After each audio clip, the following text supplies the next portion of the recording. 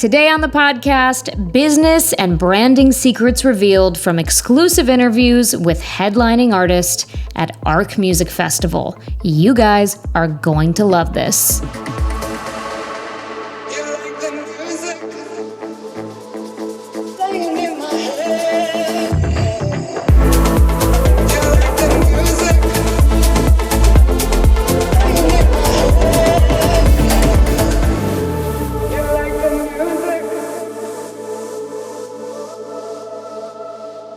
What's up, guys? Happy Thursday. As some of you may know, I had the opportunity to interview artists at Arc Music Festival over Labor Day weekend, and it was honestly a fever dream. That's the only way I can describe it. It didn't feel real until I was actually there in the trailer.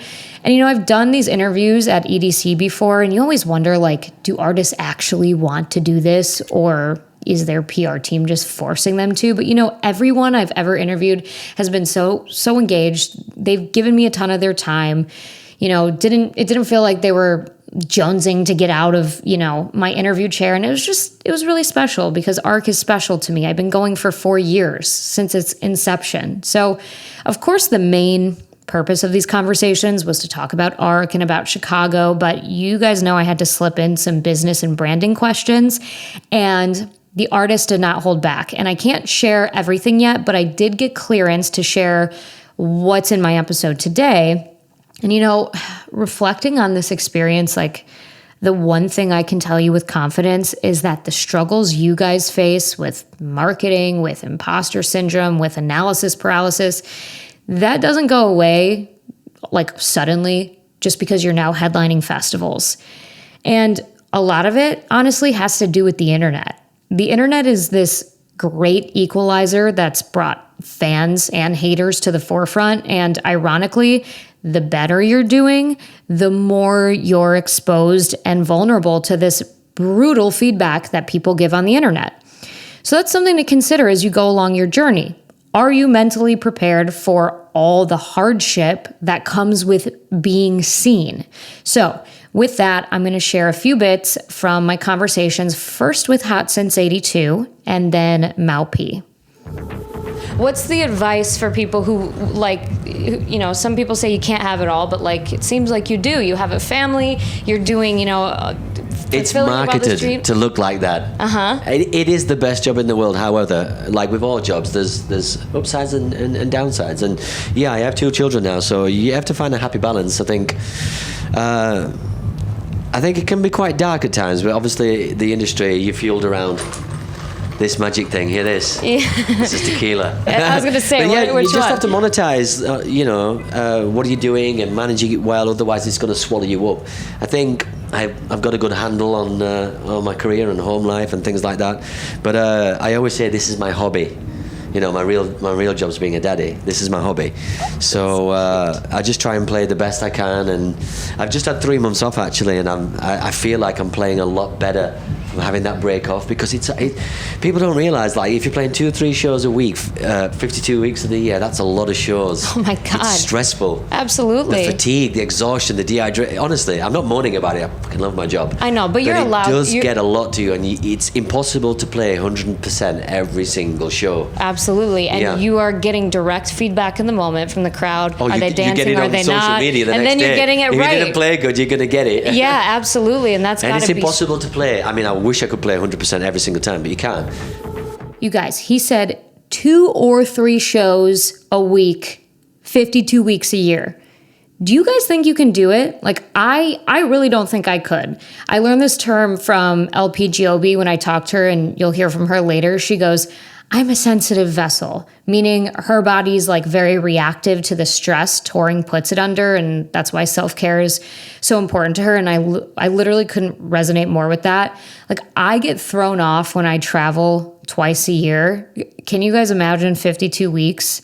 I mean, obviously your body adjusts, but when you're under that much pressure, I can only imagine how one negative comment from some troll online who didn't like your set could be enough to put you over the edge. It definitely would be for me. So I really want you guys to think about that. Is this the life you want? And I'm assuming it is. If it is, do you have the tools to cope with feedback? Now, I'm a big fan of meditating. I do guided meditations because I can't just sit still in silence. Other things you can do, you can limit your screen time, which you should be doing anyway, but like limiting screen time and sorting out what feedback you allow yourself to take in about your artistry is super important, and making sure that the time you set aside for that, you're in the right mental space. Because as we're about to hear from Mal P, the keyboard warriors can be ruthless. I feel like it's just about making the right decisions, because like when I did Drugs from Amsterdam, I was like, that was the first song I did, so nobody knew what I was about, and like nobody knew what was going on, and there were people that thought like, oh, he's got rich parents, and it's just like, oh, he bought his way into the industry, whatever. I feel like you sort of have to earn your stripes, and that's what I'm doing. So I'm just trying to link up with cool people and cool producers and people that I like, that do like great art and great music. And that's how we're making it happen. How do you deal with that, with those comments of people saying like you're a Nepo baby or whatever?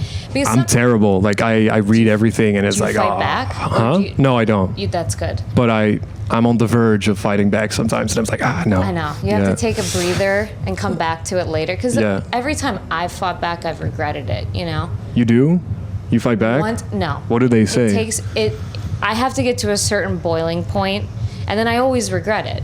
I get all sorts of stuff. I mean, who doesn't online? What can they say about you? Like, what's their thing? I got one today.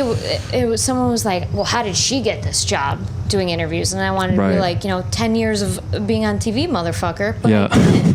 Can we swear on here? Absolutely. Okay, cool. Absolutely. So, but I held back because, it's always the people who don't have a profile picture, or they're always the ones. The keyboard warriors. Absolutely. But I love them. Because you know what? You can use that as fuel. Yeah. You can spin it. Yeah. To get more eyeballs on. Exactly. On your work. Yeah. We all know a DJ that's gone toe to toe with people on social media, and you know what? It often doesn't end well for either party. Like EDM Twitter is so cringy. It's a race to the bottom. And one thing you have to consider is that people who are doing better than you are not going to waste their time trying to drag you down.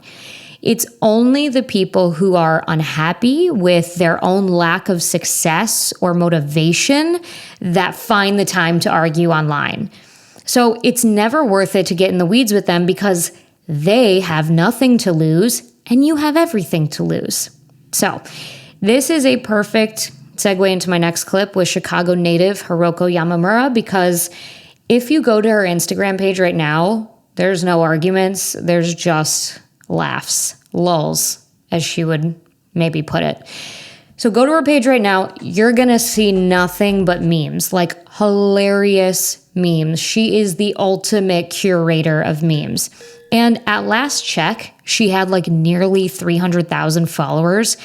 I have to assume a good chunk of those followers followed for the memes and discovered her music after the fact. Now, I asked her about this so-called strategy, and this is what she had to say. I talk to DJs a lot about their brand, and they're so concerned about how many videos of the shows that they play and how many tracks can they get up on their Instagram. And for you, I mean, you've got a killer following, and it's just 85% memes. So yeah, I've been a shit poster since the internet started. You're like an OG. And for me, when you post a track or a show, it's an advertisement, right? And you're basically saying, hey, buy this, be a consumer. And for me as a consumer, that's what I'm not looking at Instagram to look at things to buy, right? Yeah. I want entertainment, right? I want some silly video or just something that I'm like, same. I totally feel the same way. Yeah. So it's just generally something I enjoy doing. It's totally separate. And I don't know, I just don't like selling things to people all the time, right? It's like, you're a musician. This is a pictures page. So people, I think, get frustrated. They're like, I posted this track and I'm not getting a lot of likes on it. But this person in a bikini is getting 1,000 likes. And I'm like, yeah, they look awesome in the bikini and they've been on a treadmill for all year. They better get a lot of likes for that, you know? So valid. It's just not, it's a different platform. So yeah, no, I think that that's great advice because you're showing people who you are outside of the music. And I think that makes, at least, you know, myself as a fan, I'm going to connect with an artist more who gives us a little peek behind the curtain of their personality. Yeah, I think it's one of those things like, do you treat your audience and people that you're friends with on the internet like customers? Or do you treat them as like, we're all kind of in on the joke together, we're in the parties together? To me, that gap is not what it was 10 years ago. The difference between the DJ and the person going to parties is dumb luck and favors or whatever, and I'm just as often on the other side at the party and enjoying the show. So yeah, if you want to be a DJ, just be a DJ, and I think being yourself is really important. Now, do I think Hiroko's strategy is going to work for everybody? No, not necessarily, but what she has is a strong personal brand. Internet culture and gaming, they're a big part of who she is, and she's been vocal about that for years. And she didn't just shelf that part of herself just because she became a DJ.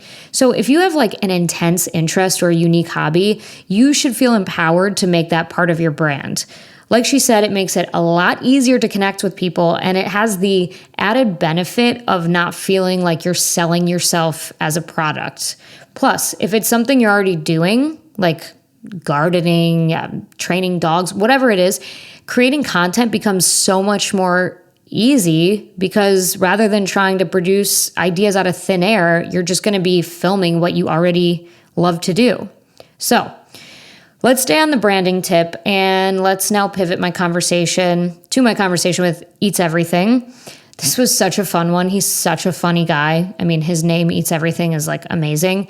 Now, of course, I do a ton of research on artists before I interview them at festivals, which I think kind of freaks them out. I always get responses like, oh, how'd you know that? And I'm like, Google, my guy. But anyway, I read that Eats Everything likes to play primarily his own music in his sets. And so I asked him about it, and this is what he had to say. I've read that you primarily play your own music. Is that still true? Or is that like it's a not my bygone? own music, but edits. Everything I play is an edit. Okay. And it's not just like I've taken a fucking breakdown out or whatever. I extensively edit tunes so that they fit how I play better. So yeah, I would say 80% is probably my own edits and all my own records, and then the rest is like new ones. And then I probably play them and then go, oh, I could edit that and make it better. I'll sometimes do a mix. When I'm DJing, I'll sometimes play two tunes together and be like, they work well together. I won't bother DJing that next time. I'll make them into an edit, right? And then I can mix something else into them. Do you see what I mean? Yeah. So that way the music's very familiar to you. Familiar to me, and it kind of fits a theme, if you like.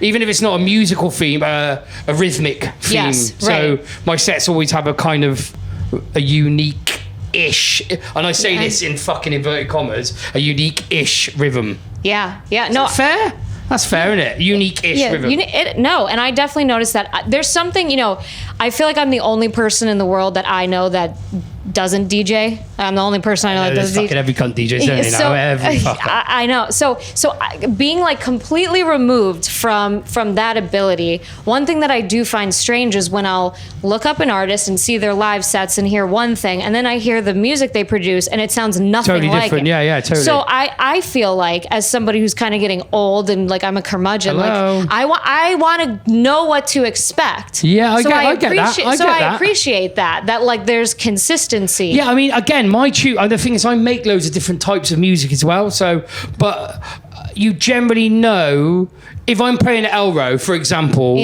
you know what you're going to get. Yeah. If I'm playing at Glitterbox, you know what you're going to get. If I'm playing at Defected, you know what you're going to get. If I'm playing at Enter, playing techno, then you know what you're going to get. Right. You know, I can cater to the party I'm playing. Yeah. And I always try and fit in to the theme, but in my own way. Your own way. Yeah. Yeah. I don't just play what I play and fuck off. Yeah. There's a lot of different ethoses to DJing, and some people's ethos is play records, and if people don't like them, the people that stay they're the ones that are worth playing for. And my ethos is you get paid to make people dance, so you do that by hook or by crook. Yeah. I get paid to make them stay. So if I have to play slightly what I wouldn't, there's kind of tunes that maybe I don't really want to play, sure, but I like them. Yeah. But they're not like top on my list to play, but I know they'll work. Then I'll play it because that's my job. I'm making them. I'm here to make people have fun, right? So when we talk about branding, we're not just talking about what you see online. A brand is an all, and you can't see me right now, but I'm like making a large circle with my hands. Your brand is an all-encompassing entity. You guys inherently know this as DJs and producers. You call it a sound, but what it really is an extension of your brand. So Eats Everything gives you something to think about when you're building sets for a show. Now, of course, you're going to play different tracks at a street festival at 3 p.m. compared to what you're going to play in a dark club at 3 a.m. But what is the Throughline? Now, if you haven't found your Throughline yet, I encourage you to work on this. And it doesn't have to be obvious in your face. It can be subtle, something that can't necessarily be described, but felt. So think about that. Now, to wrap this up, because I can only share so many clips with you guys, I am embargoed on all the rest. I want to leave you with 2 inspiring bits from LP Giobbi. I recently saw her in a Taco Bell commercial, and when I found out she was down to do an interview, I was like, hell yeah, because she is the perfect example of where you can take your music career if you just put in a little bit of elbow grease and truly believe in yourself. You have such an incredibly diversified career, and I think that it's so important for artists to see all the possibilities that can come with DJing, because a lot of the artists I talk to, young artists, are like gigs and label releases, and they don't really think beyond that. So talk to me a little bit about your journey with Femhouse and the Taco Bell commercial, which, by the way, I literally dropped my phone. I was like, are you kidding me? I was so excited. So how did that all come about for you? Taco Bell came about, they invited me to play their 60th birthday party in Southern California. And so I met it was at their headquarters. Mm-hmm. And so I got to do a tour of the kitchen and, meet the chefs and find out about their new dishes. And then they did a keynote that was Apple keynote level keynote. It was actually during the Super Bowl in Vegas, and they asked me to DJ that. So I went out there and I met the CMO and the CFO, and the whole team is incredible. I've always loved Taco Bell. It's been my favorite fast food restaurant forever, but the company culture at Taco Bell is actually next level incredible. Wow. I was drinking the Kool-Aid and the keynote. I was like, Taco Bell for life. That's so funny. So I formed a really good relationship with them, and they've been so supportive. And for their new campaign that they were launching, they asked if they wanted to sync one of my songs in the commercial. And I thought it was just going to be a song. And then they were like, actually, we want to sort of build the commercial around you. So I was like, okay. And they, I've been at this career for a really long time, and they know about Femhouse and are super supportive of that. And they wanted to sort of tell that message. Wow, that's amazing. It really just goes to show that you can take this career anywhere, and you should. Yeah, and I also, as an artist, feel like a commodity sometimes. You sort of are, and there can be a shelf life, especially for a woman in this industry. And so it was really important to me to try to control my narrative as much as I can, and sit on the other side of the table at times. So, I'm W Hotels' global music director, and I have my own record label and started the nonprofit Femhouse. And I just wanted to make sure I was able to give other artists I believe in opportunities, and also sort of learn about the industry and have control over my career in that way. Through your nonprofit, through Femhouse, so many people wait until they've kind of sunsetted their career and they're done to give back, but you're doing it as you are growing. Well, I'm really glad you brought that up. I had, when I first started, this career, I had a lot of people tell me, wait till you have a bigger platform and then start the things you want to start. And I think it's a balance between when you listen to your gut and when you listen to other people around you. And if you have a good team and you trust them, obviously listen. But on that point, I knew that being an artist was a kind of a egocentric thing. And I knew that wouldn't get me to get up and do the work every day. But the bigger picture and, you know, being visual representation for another woman, that does always inspire me. And so I knew that if I was working on this thing that kept me going, then I would also keep building LP Giobbi. I thought it was important to end the episode with this bit because I'm constantly talking about how you guys don't need to limit yourself to gigs and label releases just to have a successful music career. Just like my episode with Celia from What Up Pitches a few weeks ago, like there's endless places to take your career. You just have to think outside of the box and get creative. Do not be limited by what already exists. You have to drum up new things. You have to bring new ideas into the ether. Listen, an interview gig at ARC did not exist before they brought me on to do it. No one's done it before me. It is something that we collaborated on and created together based on shared interest and a mutual benefit. We helped each other out. Now, this is a mindset that you have to cultivate. Mindset. I always say that fucking word, but it's the truth. Once you cultivate that mindset that you are a creator of opportunities, you're gonna start seeing them everywhere, in everything. I hope you guys enjoyed this episode. I really enjoyed putting it together. Keep an eye out on my Instagram for more interview footage. And also, I know I sound like a broken record, but we are inching very close to Chicago Music Nexus. So if you haven't bought your pass already, now's the time to do so. One of our panelists is the literal creative director for Oris. Oris puts on ARC Music Festival, and he is an awesome, down-to-earth guy. So if you want to learn from and talk to people like him, Chicago Music Nexus is the place to be. Remember, the code podcast gets you $30 off your ticket, and it includes all the food and cocktails or mocktails your heart desires. I'll talk to you guys next week. Stay elevated.